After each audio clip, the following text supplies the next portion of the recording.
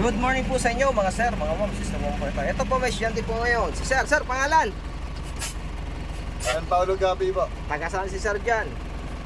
Bisiya po. Ayan, sino shoutout ni sir? Ako, sir. Wala, sige, magta-drive na to si sir. Ayan, si sir. Ito si sir, mag-additional po pala ng code 3C. So yun nga po yung mag-a-add ng code 3 po dyan. Iba-iba na po yung magkaiba na po yung bus at truck. So itong mamaniyuhin ni sir kasi mga truck daw, so code C. Code C ang kinuha niya. So yan po yung pang code C namin.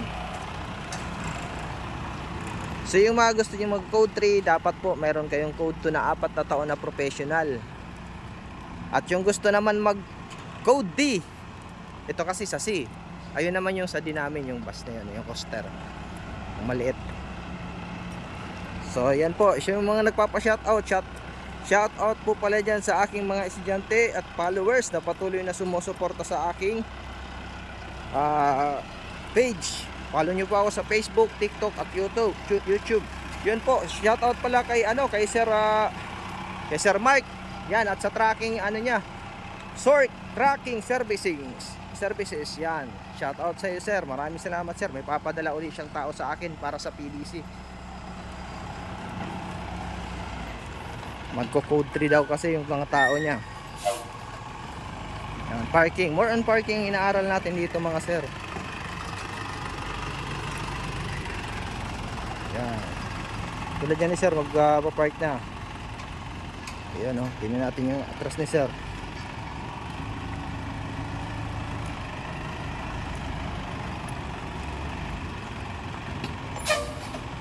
Okay, yan o, kita nyo naman. Tapos parallel parking ang gagawin ni sir.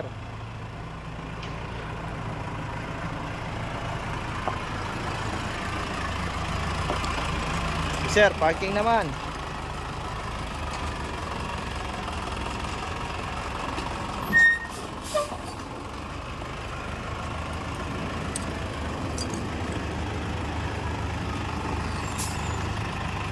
Sa gustong mag-code 8 po, dapat mayroon ngayong code 3 at least 6 months.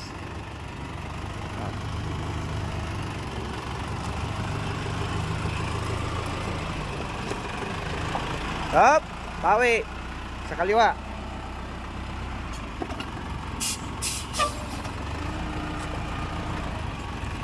Yan, up, brake. Yan, neutral. Okay na. Ayan, okay na yan, sir. Yan po, yung mga gusto mag-additional code 3 at code 8 PM lang po. Maraming salamat po and God bless po sa inyo lahat.